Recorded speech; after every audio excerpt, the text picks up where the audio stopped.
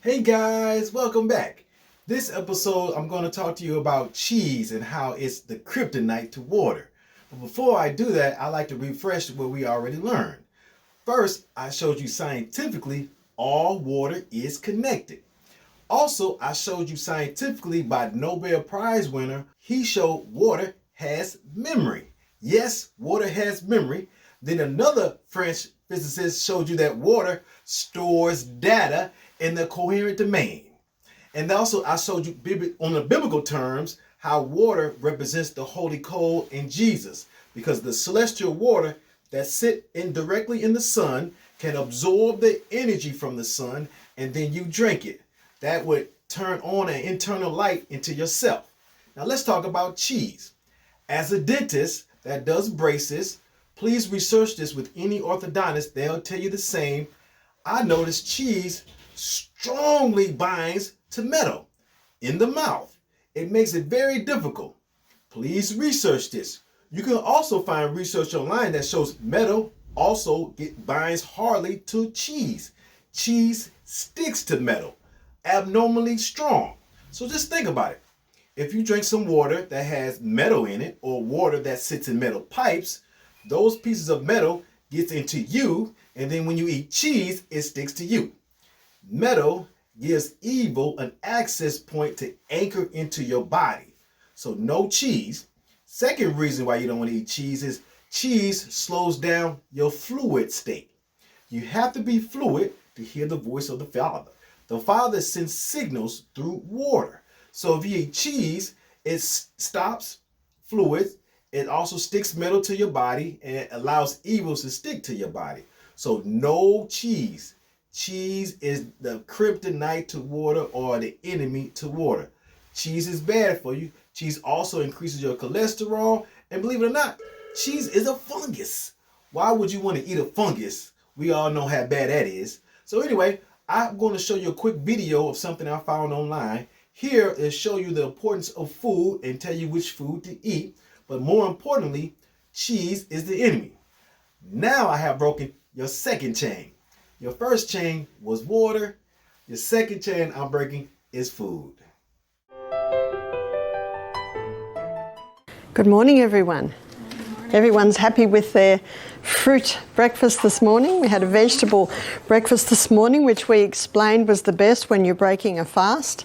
But this morning we introduce you to some of the fruits, the millet, the lentils, and I'm going to explaining this morning why some of the things that we're giving you is so good to give you. Because it's important to know why, isn't that true? Yeah. Should be on the tip of our lips. Newton's third law of motion: to every action there's an equal and an opposite reaction. We all always should know why. So we're going to spend our whole day today, our whole morning, on food.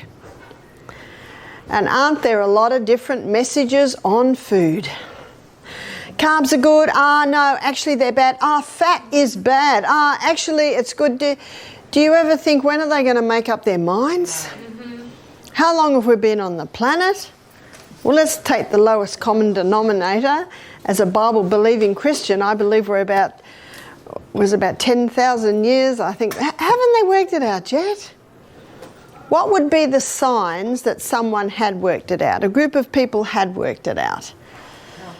Healthy, long life, quality of life.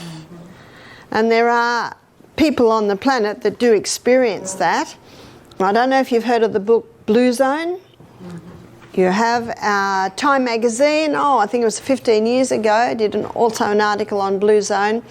We're going to particularly look at 3 groups of people that live long lives, commonly into their hundreds, quality of life. And the journalist actually interviewed and followed a lot of them. And one was the Okinawans, which are Japanese. I think it's a Japanese island, very hard for McDonald's to get to islands. And there's a picture of a Okinawan woman, 85, collecting seaweed in the shallow part around the island. Also the Sardinians, which is an Italian group of people, and he was climbing hills, almost mountains, for this 90-year-old man to check his goats and he could hardly keep up with them. Now the third group of people were the Seventh-day Adventists, and they're a group of people that commonly have much better health. So the three common denominators with these three groups of people were they're always active, and tomorrow we're going to be looking at exercise. Number two, they eat food in its natural state. A lot of them are vegetarians. The ones that eat meat, it's not a large part of their diet. And the third common denominator was they're very social. You know, we're social people, aren't we? And when we're social people, our mind is not so much concentrated on us, but on other people. Interesting that they were the three common denominators. So we're going to look at the social aspect, the emotional aspect on Saturday morning, which is 2 more days. Tomorrow morning we're going to be looking at the activity part, but today we're going to look at the food part. I'm going to come at what is the best food to eat from the pH balance. pH means potential hydrogen. And when you dissolve acid in a solution, it gives off hydrogen ions. When you dissolve alkaline in solution, it gives off hydroxy ions. So the pH scale is potential hydrogen, potential hydroxy. So I'll do it in everyday language now. It's the acid-alkaline balance. So up one end, we have acid. And up the other end of the acid-alkaline scale, we have alkaline. And in the middle, we've got neutral. Neutral is neither acid nor alkaline. So the acid scale, it's 0, alkaline, it's 14, and in the middle, 7 is neutral. Blood has a reading on the pH scale, and blood's reading on the pH scale is between 7.35 and 7.4. It will always be within that range. That person will go into a coma and die of alkalosis. If blood pH drops down to 7.22, that person will go into a coma and die of acidosis. So there cannot be much variation there, and we don't need to worry about the pH of our blood because there are two organs that are constantly keeping it within that range. One is your lungs, and this explains why you start breathing very deeply when you exercise. We don't choose to breathe deeply, do we? But when we're getting to the top of that hill, you're starting to breathe very deeply, especially if you run up the hill. Well, why does that happen? Well, the cells need more oxygen. Remember, more oxygen gives you a better delivery of fuel. Plus, as the oxygen and the glucose are being burnt, they're giving off carbon dioxide. Excuse me. They're giving off carbon dioxide, and that has to be got rid of. Because if it doesn't, the carbon dioxide builds up in the blood, and that creates a more acid environment. So that is why we start breathing deeply. So deep breathing helps to keep the balance of the pH in the blood as it should be. The other organ is your kidneys. Your kidneys do this in a fascinating way. Proverbs 14 verse 6 states, "Knowledge is easy to him that understands." Let's go to the smallest unit in the kidney, which is a little nephron. It's a little filtering unit. It's called the Bowman's capsule, and out of the Bowman's capsule, the filtrate comes out. And then the filtrate weaves around these tubules and is eliminated via the bladder. So what happens with these little filtering units is the blood comes in, weaves around the filtering units, and then the blood weaves around the tubules. So let me show you where in the kidneys are these little filtering units. So the medulla is the middle part, the cortex is the outside, and all the little filtering units basically sit on the outside, and then the tubules weave down like this, then into the ureter, into the bladder, and out via the urethra comes the urine. So why am I talking about the kidneys with pH? Let's say the pH of the blood is getting too acid. Well, it's in this area of the blood going through the tubules that the pH is tested. You see, we we only filter out 1.5 litres of urine a day, but out of these filtering units, 1,800 litres is filtered out. So where does that go? There's a reabsorption here. And it's in the reabsorption area that pH is being monitored. So let's say the pH of the blood is getting too acid, and we'll look at why that is in a moment. Then extra acid is dropped into the tubules to be urinated out. But let's say the pH of the blood is going too alkaline. Well, it is here that extra acid is pulled back out of the tubules and into the blood. So that is how the kidneys are constantly monitoring and balancing, if necessary, the pH of the blood. Let me give you a story to illustrate. We had a lady, she was coming to do our program, this is a few years ago now. She rang up Saturday night and she said, "I'm very worried about coming to your retreat." I said, "Why is that?" She said, "Well, I'm about to go on dialysis. I'm 57. My legs are swollen, and I'm worried if when I come to your retreat and go through the detox, I'll get worse. Do you have a doctor there?" I said, "We don't, but we will keep a close eye on you. We can adjust as we go, and there is a hospital an hour away if you need that." And if someone would say to my husband, "Do you have a doctor there at your retreat?" you know what his answer is? "No, and we don't want one." You see, we're not doctors. We're just lifestyle coaches, teaching people how to be their own doctors. Yes, go to your doctor. Yes, go to your specialist and see what he says. And what can you do with his advice? You can take it or leave it. That's why God's given us this sound mind to consider these things. I said, we'll closely monitor you. The lady who rang me Saturday night, she said, "Oh, all right." Never had anyone come reluctantly to our health retreat before. I found out why later. Her mother and her sister had paid for her and were pushing her to go. So she came.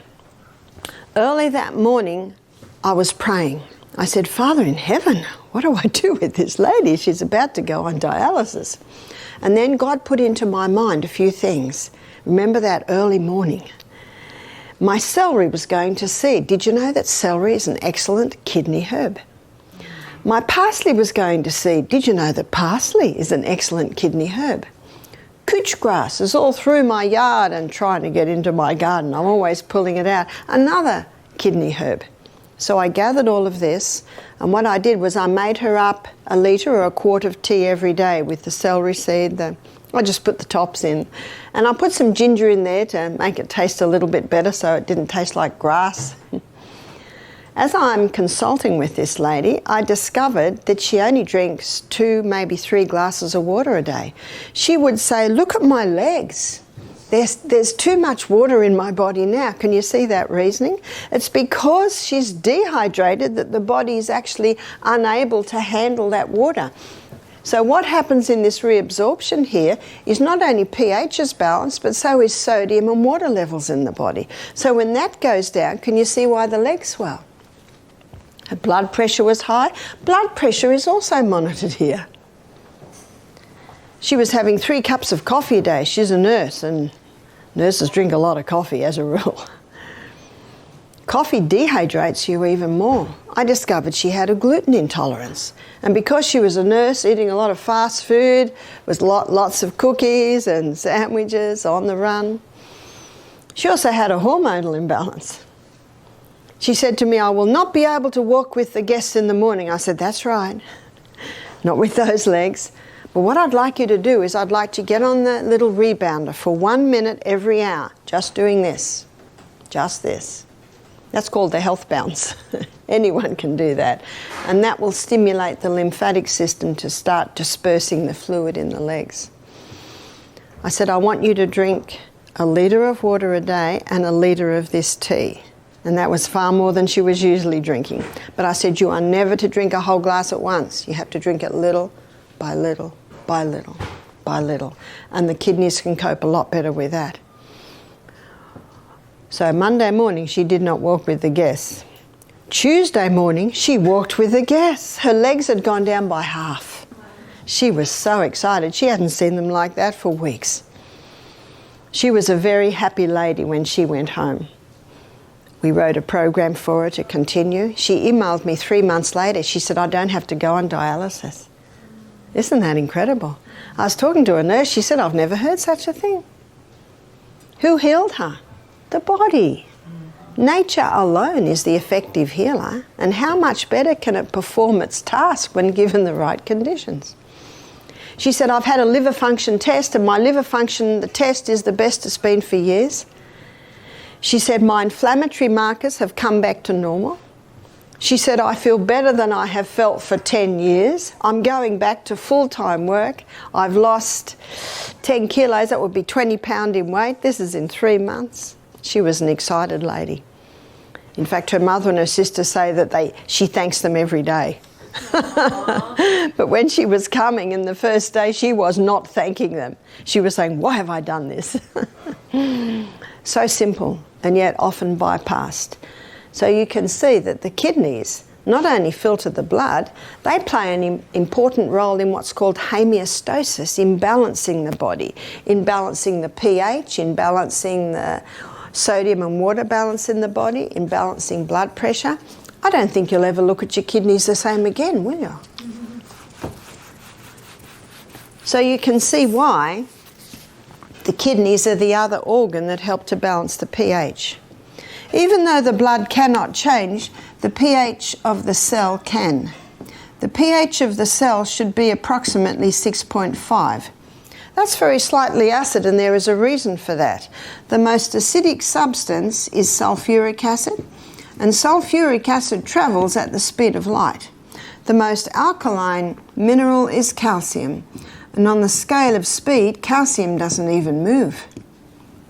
The hydroponic gardener, he's always testing the pH of the water that his plants grow in, because if the water goes too acid, the roots burn. If the water goes too alkaline, he doesn't get the speed of uptake of minerals out of the water and into the plant. So you can see that very slightly acid is important for the speed of all those little chemical reactions that are, millions of them are happening right now.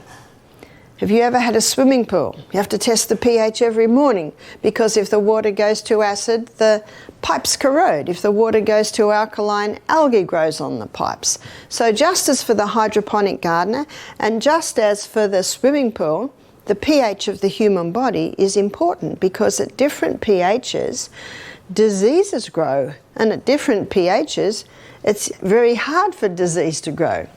So let's have a look at that. 2.6. This is where Coca-Cola sits. It's a killer. It's toxic. I was in the Fiji Islands and I was lecturing to some school children there. This is about 10 years ago. And the principal of the school said, I know the Coca-Cola factory. And he said, and I know they clean their machinery with the Coca-Cola. Bit scary, isn't it? The gardener, he aims for a soil pH of 6.5. The Bible says we come from dust, we go back to dust, we're dust. The dust of the ground or the soil and the cell pH, very similar. But in a cellular pH of 5.5, this is where disease thrives, especially yeasts, funguses, and cancer. I have a lot of books in my library at home from doctors, professors, scientists, naturopaths, naturopathic doctors who are having success helping their patients to conquer cancer. And so I read them all, and I want to find the 3 common denominators. Cancer loves acid. Cancer also loves no oxygen. So knowing those things, it makes a lot of sense to alkalize the tissues. And even though there's the drop of only 1 point, the drop of 1 point means 60% less oxygen available at the cellular level. The other thing cancer loves is sugar. So these are the three common denominators I find. And so when people come to us wanting help to conquer cancer, you see what we do? We suggest a diet that's highly alkalizing. We suggest ways to oxygenate the body. In fact, some health retreats have hyperbaric chambers. Have you heard of those? We have one, and it puts oxygen in under pressure. And we also greatly eliminate the glucose, the sugars going into the body.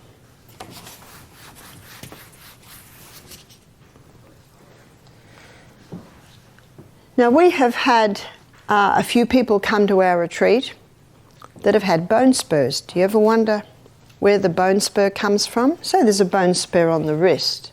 You go to the doctor, he'll say, and you'll say, what is that? He'll say, it's a bone spur. And then you'll say, but why is it on my bone and not in my bone? Because it's a calcium deposit, and he'll acknowledge that. And often the answer is, we don't know. But I'm about to show you why that calcium deposit goes on the bone and not in the bone. Let's say we meet someone who's breaking every law. They're breathing in bad air, they never go in the sunshine, they're living on the stimulants, which are all acid, they go to bed too late, they never exercise, don't have time, they're on the high carb diet. Remember that diet we had there the other day? All acid forming foods. They don't drink water because they don't like the taste. I've never had a cow not like the taste. Never had a horse not like the taste. Why would humans not like the taste? Because they've tasted sweet other things. Isn't that true? In fact, Joshua was saying, I think, introduce your children to vegetables and they'll eat vegetables. But if you introduce them to cakes and pastries and cookies, they're not going to eat their vegetables. It's exactly the same with water. Stress, worry, anxiety. Now this creates a very acid environment in the body. And the body's quickly trying to deal with that. And the blood pH is getting a little acid. It's going up to, well, it's going down, 7.35, 34, 33, we're dropping. And remember, down to 7.22 is death. So very quickly the last resort buffer system is called on. Calcium, the most alkaline minerals pulled out of the bones in a form of calcium phosphate, comes into the blood, immediately helps to bring the balance back. 7.34, 35, we're safe. But now at a cost. We now have free calcium excess floating through the bloodstream. What's the body going to do with that? It'll dump it on the bones as a spur. It'll dump it in the kidneys, kidney stones, gallbladder, gallstones, even maybe a little bit of a build-up on the eyes. What's that called? Your cataracts. They're all illustrations of Newton's third law of motion. To every action, there's an equal and an opposite reaction. I read this statement in an old book that I'm about to quote to you, and I've put it in my book. This law never ceases to act as nature's equalizer, setting in motion compensatory forces to remedy every imbalance. Isn't that the true cause of disease? You now know, though, how to get rid of a bone spur, is that right? Castor oil. The good news is castor oil will never break down your bone, because remember Psalm 104 verse 14, that God gave herbs for the service of man. The castor oil comes in and says, where would you like me? What would you like me to do? Oh, the unnatural formations, that's what it'll break up, the bone spurs. So I say, well, fibroids and cysts and tumours, they're easy compared to the bone spur, and yet the castor oil can break up a bone spur. But what I'd like to look at now is what foods have an acid effect and what foods have an alkaline effect. And this will enable you to ensure that you're having a more alkaline diet.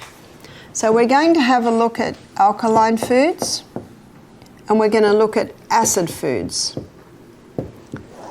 And you might be surprised to see that the first alkaline food I'm putting up here is the humble lemon. And you might say, no, the lemon's acid. It is. And it's acid where it should be. There's only one part in the body that should be acid. You know where that is? Stomach. It must be acid. If someone says, I've got a very acid stomach, I say, praise God. Because if you don't have an acid stomach, you can't break your proteins down. How do you know it's acid? Well, it's sore. Well, you shouldn't feel it. I can't feel it. It means you haven't got a thick mucosa lining on the stomach. We're going to look at water tomorrow, and that's made up of water. Maybe it's because you're dehydrated. Remember, you've got to investigate. I gave a presentation last night to a group, and we had questions at the end. And one question was, what can I do for high blood pressure? And I said, well, I can't answer that in 30 seconds, but you can go to my YouTube lecture. What can we do for this? I said, well, all depends on why it's... What can I do for my sore finger? All depends on why the finger's sore. So you've got to investigate. So I actually referred them to lectures I have online where they can investigate. Everyone wants a quick fix. Sorry, there aren't any. The quickest fix I know would have to be your hot and cold. Your hot and cold treatments. You can get relief very quickly with your hot and cold water treatments. No, the lemon is acid where it should be. That's why you'll find that most of our salad dressings have lemon in them. But when it is broken down in the gut and the minerals are dispersed and absorbed into the blood and thus to the tissues, it has an alkaline effect because the lemon is high in the alkaline minerals, which is sodium and potassium, calcium, magnesium and iron. These are the alkaline minerals, and the lemon is high in the alkaline minerals. Don't you love the lemon? Every home should have a lemon tree. And if you're in a unit, you can have a lemon tree in a pot on your veranda. Dark green leafy vegetables are also alkaline forming. Dark green leafy vegetables we should be eating every day. That's your kale, that's your parsley, that's your, what you call them, collard greens. Do you know, I've never seen collard greens in Australia. You can tell I'm in Alabama. They're a popular food here, but we do have spinach and silver beet, kale. We should be eating something from the dark green family of vegetables every single day. And if you don't, you really should have a dose of green barley or super greens. Also vegetables. Vegetables have an alkaline effect. But there is a question mark with vegetables. I'm putting a question mark here because for some people these have an alkaline effect and sometimes an acid effect. There's the tomato and bell pepper, or in Australia we call that capsicum. Also eggplant, and some countries call this aubergine. And last is the potato. Now this is not the sweet potato. The sweet potato is actually not a potato. The sweet potato is a yam. I'm referring to the English potato or the Irish potato. This is the nightshade group of vegetables, and for some people they have an acid effect and for some people they have an alkaline effect.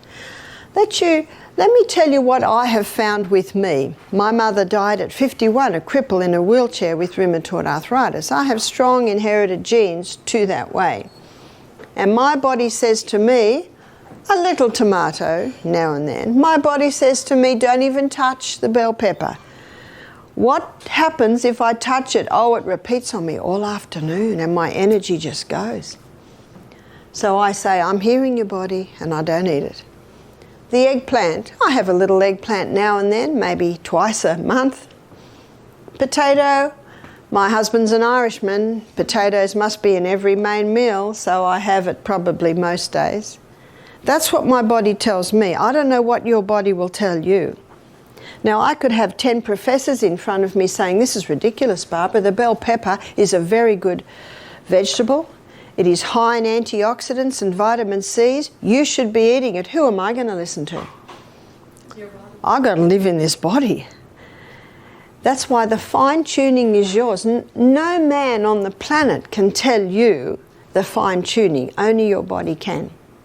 We had one lady who conquered her arthritis. Isn't that good news? Yeah. She conquered her arthritis by stopping the nightshades. It appears if you have an inflammatory condition in the body, the nightshades will feed that inflammation. She conquered her arthritis. She was in her 70s. Even her swollen joints came down. Isn't that good news? She said to me, "Do you think I could start eating that now?" I said, "You could try. Your body will quickly tell you." She told me later that her body lets her have half a tomato every second day. Her body does not let her have the bell pepper. Her body lets her have a little eggplant now and then, and she has potato a couple of times a week. She said, "My body's happy with that." One lady said to me, "I can have the green bell pepper but not the red." Another lady said, "Well, I can have the red and not the green." Another lady said, "I can have the raw and not the cooked." And another lady said, "Well, I can have the cooked and not the raw."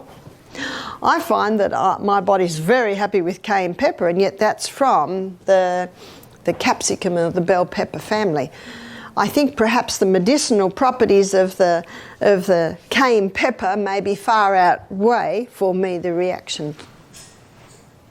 So the choice is yours, the question mark's there. If you love this food, if you have no reaction and no arthritis, enjoy. When you cook the tomato with an oil, and I think you'll agree with me, olive oil and tomatoes go very nice. They almost hand in hand together. And you look at Lebanese food, Italian food, there's a lot of tomato and olive oil cooking. When it's cooked with an oil, it releases a plant chemical called lycopene. Lycopene is from the fat-soluble family, and that's another reason why we should be eating a little oil with our meals, because it helps release the fat-soluble vitamins.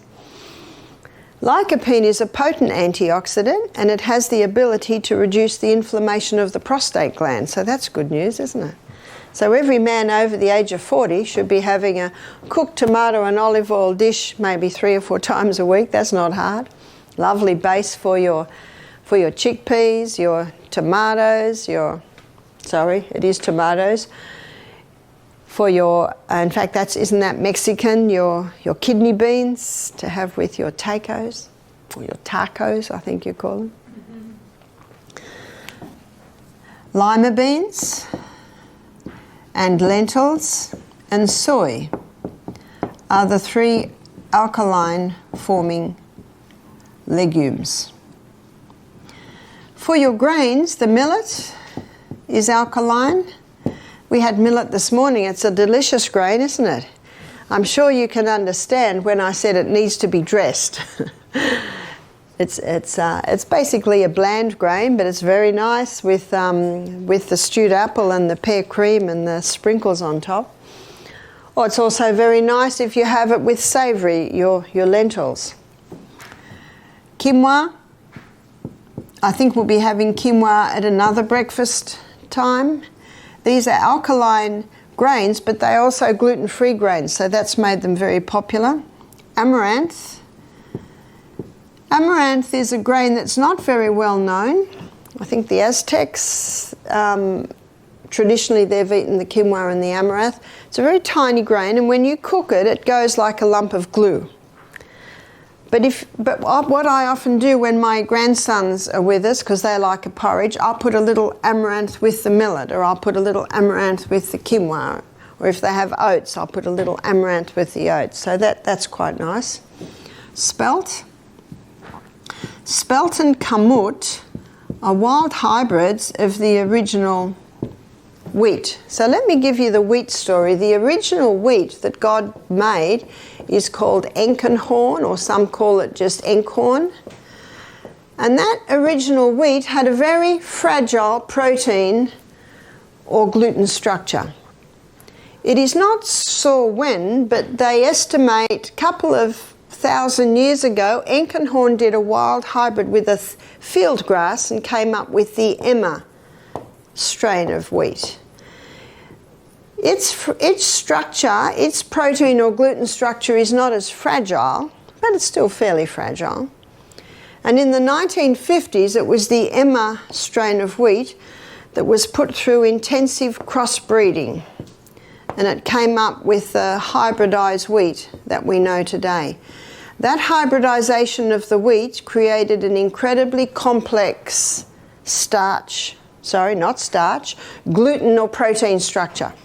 Yesterday we looked at the starch that was changed, but today we're looking at how the hybridization process changed the gluten or the protein structure. And it's almost only a cast iron gut that can break down that very complex protein or gluten structure.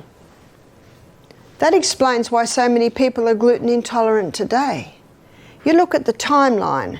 So it was the 1950s that the wheat was hybridized. It was the 1970s that it went worldwide. So by the 1990s, every pasta, every pizza, every biscuit, cake, cookie, donut, cereal, bread, it's all made out of the hybridized wheat. You see, the farmers love it, and I don't blame them for loving it because they get 6 times more grain per acre. Who wouldn't like that? They've got to pay their bills. But as I mentioned yesterday, it was zoomed through to help with the starvation crisis in the world, and safety studies were never done. This explains the gluten intolerance that we see today. The 2 most common symptoms of a gluten intolerance is brain fog and bloating. I meet so many people that have brain fog and bloating, and they almost think it's normal, or it can be blamed on age. Poor old age gets blamed for so many things. Isn't that true? Now this Emma wheat, it also did a wild hybrid to come up with a field grass and came up with the spelt. So the spelt, it has retained the fairly fragile structure, and if that spelt meal is made into a sourdough bread, the culturing process in the sourdough bread breaks down that protein or gluten structure even more so that it now has the original structure of the Enkenhorn. If someone is celiac, they cannot have even the spelt. But if someone's gluten intolerant or gluten sensitive, they can usually handle the spelt, especially if it's made into a sourdough bread. One lady said, "I don't like sourdough spelt bread." I said, "Well, you haven't tasted a good one. Please taste a few. Some are really good." So you have to investigate. I'm going to give you a website, and this is of a young man named Tristan. It's his family business, and he sells the most beautiful sourdough spelt, sourdough kamut bread. It's www.simpleneeds. And he ships all over. That's not right, that's needs. Sorry, and that's not right, it's a D. Simpleneeds.com. It is the most beautiful sourdough, spelt and kamut bread I have tasted. I think he has a rye, have a few different varieties. Some people order it on Friday, so when they get home on Monday, it's coming to their doorstep. It's already sliced, so it's very easy to put in the freezer and take a slice out now and then. So this explains what happened to the wheat. And if you'd like to pursue that a little bit more, you can get the book Wheat Belly. There's another book called Life Without Bread. Dr. Natasha Campbell McBride, she also talks about the effect of the wheat on the gut and thus the brain. So there are a few books that talk about it. So coming back to our alkaline forming foods, the 2 nuts are your almond and Brazil. And all your seeds have an alkaline effect. So what has an acid effect? Before we go there, there's one other, is fruit. Now I've got a question mark with fruit too. Why have I got a question mark? If someone has a yeast presence in their body and they're eating a lot of fruit, the sugar in the fruit will feed the yeast. And as the yeast feeds on the sugars in the fruit, it gives off acetic acid. It gives off lactic acid. It gives off uric acid. So it basically is feathering its nest. So when a person has a yeast presence and they're eating a lot of fruit, can you see that they are feeding the problem? And they're creating the environment of 5.5 where yeast loves to live. And alcohol is also given off. Alcohol breaks down in the body to acetaldehyde. And acetaldehyde is a neurotoxin. We don't want a neurotoxin. A neurotoxin is a brain killer. There are 5 places you can be exposed to acetaldehyde. Yes, if someone consumes alcohol. Yes, if someone has a yeast problem and they're having a lot of fruit, it will break down to this. Cigarette smoke, car fumes give off acetaldehyde. And the last one is vinegar. We don't use vinegar here, we use lemon. Lemon is far superior. Let's have a look at acid-forming foods now. These acid-forming foods are high in the acid-forming minerals, which is phosphorus, sulfur, and chlorine.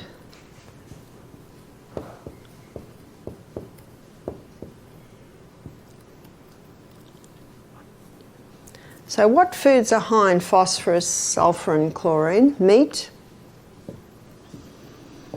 This explains why Dr. Colin Campbell found he could turn cancer cells on and off like a switch by the amount of meat and dairy products he was giving the rats. Refined sugar, it's very acid forming. The hybridized wheat, the hybridization of the wheat created a lot more of the acid forming minerals. Aged cheese, what's the blue in the blue vein cheese? The blue in the blue vein cheese is mold. So the only cheeses that don't sit under that category, the cheeses that have probably a pH of 7 would be your fresh. So that's your cottage, your ricotta. I'm not saying that they are okay, because usually they come from cows who have not been fed right or have chemicals in them. But on the pH scale, they're not as acid. Caffeine, all your caffeine foods and drinks have an acid effect. And of course, caffeine usually comes hand in hand with the sugar, which certainly ups it. And remember our 2.6 Coca-Cola, that's a combination of the caffeine and the sugar. Did you know that Coca-Cola is called Coca-Cola? Because I think it was in the early part of the 20th century, they put cocaine in it. And then they went over to caffeine, which is just as dangerous. Alcohol is not a food, but it creates an acid environment in the body. Tobacco is not a food, but it also creates an acid environment in the body.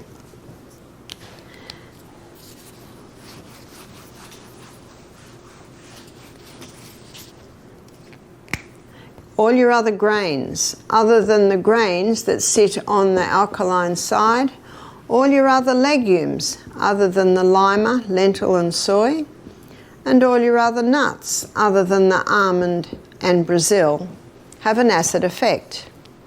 To maintain the 6.5 environment, we need to be consuming 20% acid-forming foods and 80%, 70 to 80% alkaline-forming foods.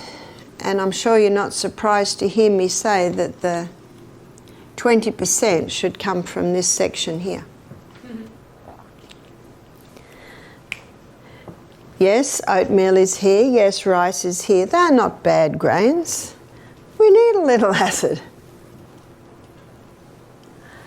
Yes, your chickpeas are here and your garbanzos, your chickpeas, your black-eyed beans, your kidney beans. They're not bad. Of course they're not bad. We need a little acid. It's when the whole meal is acid that tips the scales. How many Americans would be eating 90% acid, 10% alkaline? Is that true? No wonder cancer and heart disease are neck to neck for the #1 killers in the world today. Far more people die from alcohol-related diseases. Far more people die from tobacco-related diseases.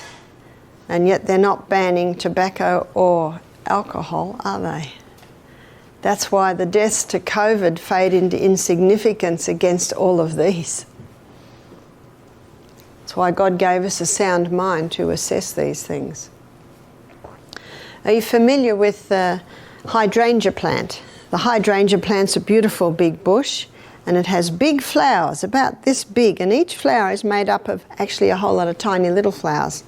And sometimes you'll see a hydrangea plant with blue flowers, sometimes purple flowers, sometimes hot pink flowers, sometimes pale pink flowers. They're not different types of hydrangea plant. The gardener plays with the pH of the soil, because different pHs create different coloured flowers. There's a massage house in the town near us. Well, it's an hour away. We're from an hour from a town. And it's an old house that's been painted purple. And out the front they've got big hydrangea plants, and the purple is the same colour as the paint that painted the house. I'm wondering how long it took them to play with the pH of the soil just to get the right colour. Just as the gardener plays with the pH of the soil to get the right colour flower, you can play with the pH of your soil, cell, to create different health and sicknesses conditions in the body. One of the easiest ways to do it is eat more vegetables, eat more greens. Start pursuing the other grains. And little by little, without your family even realizing it, you can begin to create an alkaline environment in your family. When you go home, remember that everyone's going to be a little bit afraid of you because you've just been to a health retreat for a week. And they're going to think that you're going to knock them over the head with health. You know, the best thing to do is to say very little and just create the most beautiful food.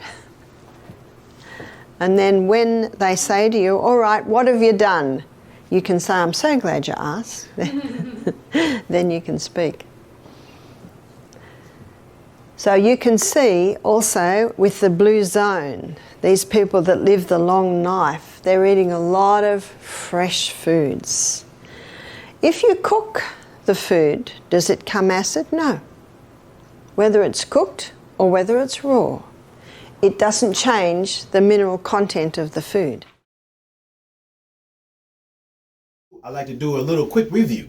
First, I remember showing you about water. Water has memory. All water is connected. Water stores information in a coherent domain. Also, I showed you by a physicist, particles, energy, and atoms can go through matter and store themselves. Now, why is that important? Well, let's think. You are made of water. Everything living is made of water. Now, can anything dead give life? No. Once you realize water is living, then you have to realize what's in water. Well, it's pretty simple. It's only two items, hydrogen and oxygen. Let's look at hydrogen. If you notice, hydrogen is number 1 on the periodic table. That's interesting. Hydrogen is in us. That's very interesting. Now, let's just think. Can a dead give life? I don't think a dead element can give life. Only a living element can give life. Our God is living. Now, why is cheese so bad for you? Well, as a dentist for been practicing over 20 years, I do braces. And I noticed metal binds easily to cheese. Cheese also sticks stops, and clogs. Now, you being a vessel of water, cheese is bad for you because A, it lets metal stick to you. 2, it slows down flow. You need to be fluid. Cheese prevents that. Now, please do the research. Google it. You see cheese disrupts and sticks to metal pans, and ask your orthodontist in your community, does cheese stick to braces? He'll say yes. Now just think, if you have water sitting in metal pipes and you drink the water, those pieces of metal in the water sticks to you after you eat cheese. So cheese is the enemy. Also, cheese is a fungus. We don't want any fungus in us because it drops our pH. Now, remember, pH is important. pH gives off positive hydrogen ions.